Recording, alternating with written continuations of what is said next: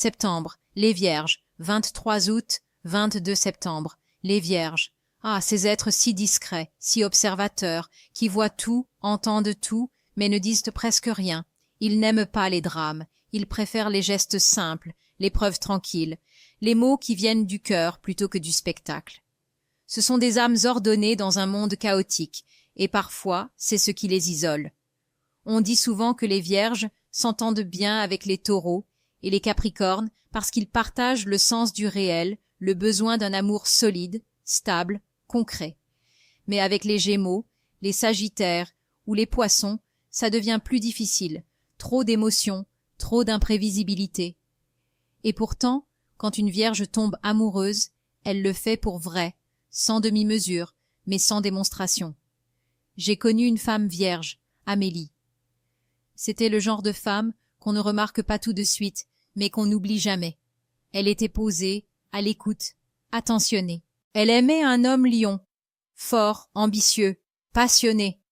Elle l'admirait, il la faisait rire, mais il voulait toujours plus d'émotion, plus d'éclat, plus de reconnaissance.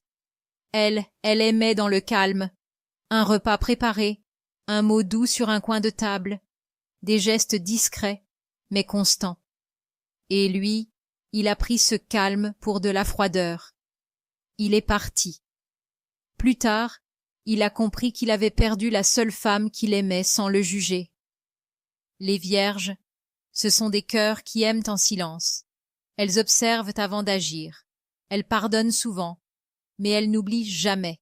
Elles analysent tout, parfois trop, mais c'est leur manière de se protéger. Elles ont peur de se tromper, et c'est pour ça qu'elles avancent lentement, mais sûrement. J'ai aussi connu un homme vierge, Samuel, un homme méthodique, loyal, réfléchi. Il avait rencontré une femme bélier, spontanée, vive, un peu désordonnée. Elle chamboulait son monde, et lui, il essayait de la comprendre sans la freiner. Elle lui a appris à lâcher prise, et lui, il lui a appris la stabilité. Mais quand elle est partie, il n'a rien dit, pas un mot. Juste ce silence plein de dignité qu'ont souvent les vierges quand elles souffrent.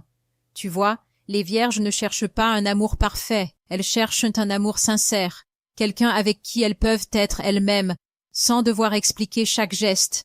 Elles aiment avec la tête et le cœur, mais elles donnent leur âme seulement quand elles se sentent en sécurité.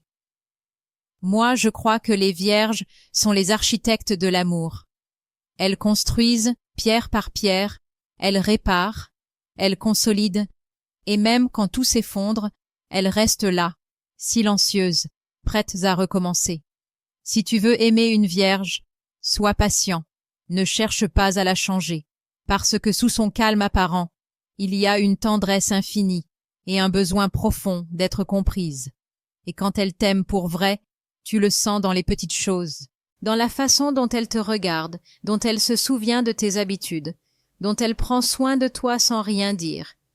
Les vierges ne promettent pas l'éternité, elles l'approuvent, un jour à la fois.